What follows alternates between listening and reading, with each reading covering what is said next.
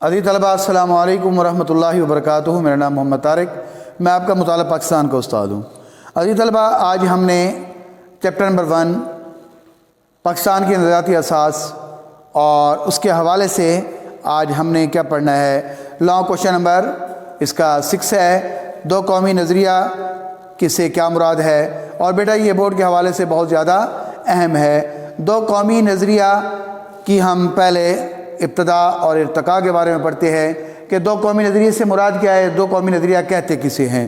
آج ہم نے اس کو ریڈ کرنا ہے اور پھر یہ دو قومی نظریے کی ابتدا کیسے ہوئی اور یہ نظریہ ترقی کرتے کرتے کہاں تک پہنچا اور جو پاکستان کے وجود کا سبب بنا۔ اب پہلا کوشچن دیکھتے ہیں، دو قومی نظریے سے کیا مراد ہے۔ یہ پہلا شارٹ کوشچن، اس میں دو قومی نظریے سے کیا مراد ہے، جو کہ پیج نمبر 10 کے اوپر ہے۔ دو قومی نظریے سے مراد برصغیر پاک و ہند میں دو بڑی قومیں ہندو اور مسلمان آباد ہیں۔ ہندو اور مسلمان آباد ہیں، یہاں تک اس کا آنسر ہے۔ اس کے بعد یہ دونوں قومیں صدیوں تک ایک دوسرے کے ساتھ رہنے کے باوجود آپس میں گھل مل نہیں سکیں۔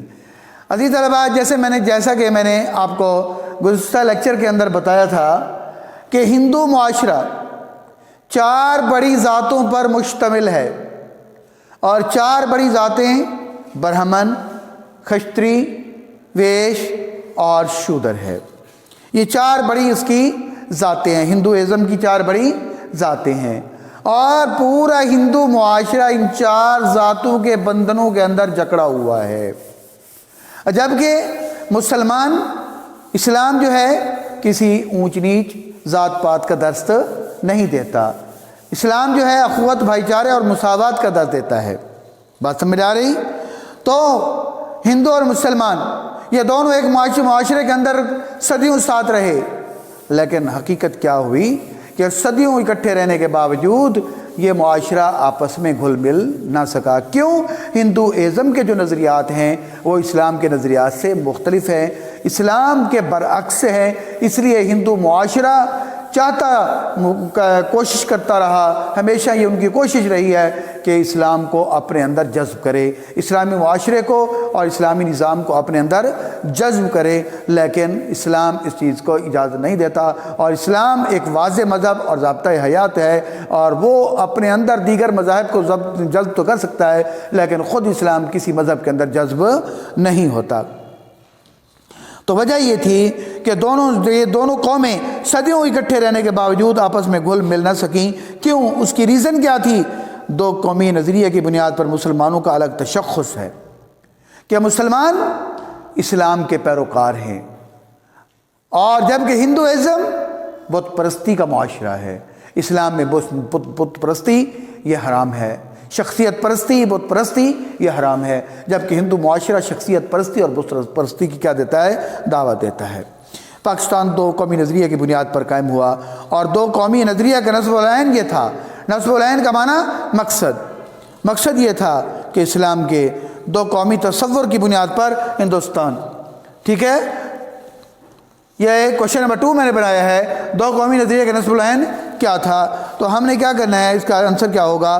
دو قومی نظریے کا نصب العین یہ تھا کہ اسلام کے دو قومی تصور کی بنیاد پر ہندوستان میں مسلمان ایک آزاد ریاست قائم کی جائے، مسلمانوں کی ایک آزاد ریاست قائم کی جائے، جس میں رہتے ہوئے وہ انفرادی اور اجتماعی زندگی اسلام کے اصولوں کے مطابق گزار سکیں۔ اچھا، اب آتے ہیں ہم برصغیر میں دو قومی، یہ تو اوورآل بات ہوئی۔ اب برصغیر کے اندر دو قومی نظریے کی ابتدا کب ہوئی، کہاں سے ہوئی، کیسے ہوئی؟ برصغیر میں دو قومی نظریے کی ابتدا مسلمانوں کی آمد محمد بن قاسم کی فتح سندھ سے ہوئی۔ اس کا یہ آنسر ہے کوشچن نمبر 3 کا۔ برصغیر میں دو قومی نظریے کی ابتدا کب ہوئی؟ برصغیر میں دو قومی نظریے کی ابتدا کب ہوئی، جو کہ پیج نمبر 11 کے اوپر ہے۔ بات سمجھ آئی بیٹا؟ تو برصغیر میں دو قومی نظریے کی ابتدا مسلمانوں کی آمد اور محمد بن قاسم کی فتح سندھ سے ہوئی، یہاں تک اس کا آنسر ہے۔ اب 712 میں عرب نوجوان سپہ سالار محمد بن قاسم نے سندھ کے راجہ دہر کو شکست دی، اب یہ بات آپ MCQs کا پوائنٹ ہے، جتنی بھی بیٹا ڈیٹس آئیں گی آپ نے ان کو انڈر لائن کر کے اوپر کیا لکھ دینا ہے، MCQ لکھ دینا ہے، ٹھیک ہے۔ محمد بن قاسم کے ساتھ کچھ عرب تبلیغی اسلام کے لیے بھی آئے اور وہ مستقل طور پر سندھ اور ملتان میں آباد ہوئے، اور محمد بن قاسم کے حسن سلوک اور وفاداری اور انصاف نے مقامی لوگوں کو اس قدر متاثر کیا اور وہ اسے اوتار اور دیوتا سمجھنے لگے۔ اوتار یعنی رکشا کرنے والا، مسیحا سمجھنے لگے، اور تبلیغ کرنے والوں نے ان کے دلوں کو اسلام کی سیدھی اور سچی توحید کی راہ دکھائی، اور یہ لوگ بخوشی خوشی دائرہ اسلام میں داخل ہو گئے۔ اس کے بعد غزنوی دور حکومت شروع ہوتا ہے جو سن 1003 تک 1003 تک ٹھیک ہے، 3 سے 1206 تک محیط ہے۔ اس دور میں موجودہ پاکستانی علاقوں میں فارسی زبان نے رواج پکڑا اور اسلامی تہذیب کے نقوش گہرے ہوئے۔ 1206 میں قطب الدین ایبک نے سلطنت دہلی کی بنیاد رکھی۔ یہاں بھی کوشچن سلطنت دہلی کی بنیاد کب اور کس نے رکھی، یہ کوشچن نمبر 4 میں نے بنایا ہے۔ سلطنت دہلی کی بنیاد کب اور کس نے رکھی؟ اچھا بیٹا، 1206 میں قطب الدین ایبک نے سلطنت دہلی کی بنیاد رکھی، اور سلطنت دہلی کا دور حکومت 1526 تک رہا۔ کب تک بیٹا؟ 1526 تک رہا، جس میں خاندان غلامہ، خاندان خلجی، خاندان تغلق، خاندان سادات اور خاندان لودھی نے حکومت کی۔ بات سمجھ آئی بیٹا؟ سلطنت دہلی کا دور حکومت 1526 تک رہا، جس میں خاندان غلامہ، خاندان خلجی اور خاندان تغلق، خاندان سادات اور لودھی خاندان نے حکومت کی۔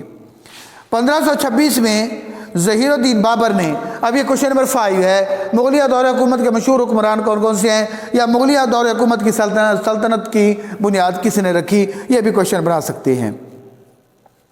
1526 میں ظہیر الدین بابر نے دہلی میں مغلیہ سلطنت کی بنیاد رکھی، جو 1857 تک قائم رہی۔ مغلیہ دور حکومت میں بابر، یہ میں نے کوشچن بنایا ہے، مغلیہ دور حکومت کے مشہور حکمرانوں کے نام تحریر کریں۔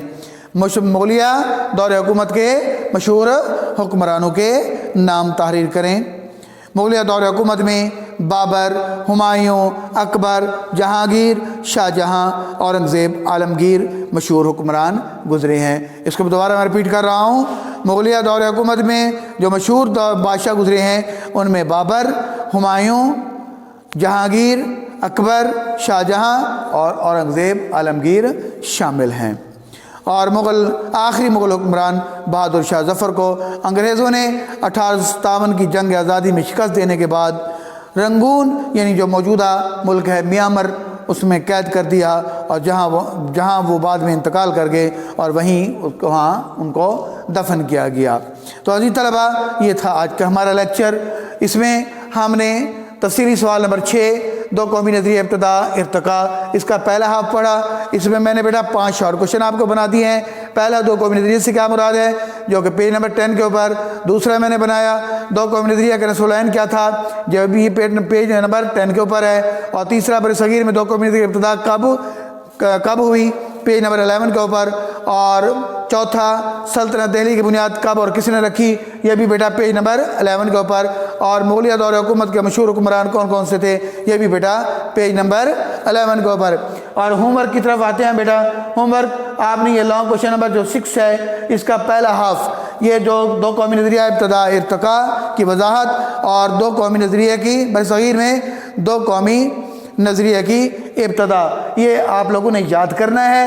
اور یہ 5 شارٹ کوشچن جو ہے آپ لوگوں نے اس کو کاپی ورک کے طور پر کرنا ہے۔ اس کے ساتھ آپ کو یہ بھی بتا دوں بیٹا، یہ جو پیج نمبر 11 ہے، اس میں دو قومی نظریہ برصغیر میں دو قومی نظریہ کی ابتدا، اس کے اندر جتنی بھی ڈیٹس دی گئی ہیں اس کی آپ نے کاپی کے اوپر 5 شارٹ کوشچن 5 MCQs بنانے ہیں۔ 5 کیا بنانے ہیں بیٹا؟ MCQs بنانے ہیں۔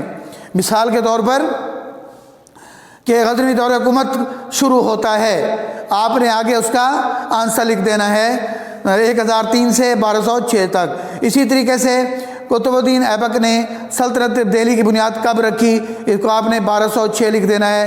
اسی طریقے سے سلطنت دہلی کا دور حکومت رہا 1526 تک. اسی طریقے سے جنگ آزادی کب ہوئی؟ 1857 میں. اور بہادر شاہ ظفر کا انتقال کب ہوا؟ 1857 کے اندر. یہ بات آپ نے لکھنی ہے بیٹا، MCQs بنانے ہیں. پھر بھی اگر کوئی بات سمجھ نہ آئی ہو تو آپ مجھے کال کر سکتے ہیں، واٹس ایپ کر سکتے ہیں، میسج کر سکتے ہیں، تاکہ میں آپ کی بہتر رہنمائی کر سکوں. السلام علیکم ورحمۃ اللہ وبرکاتہ.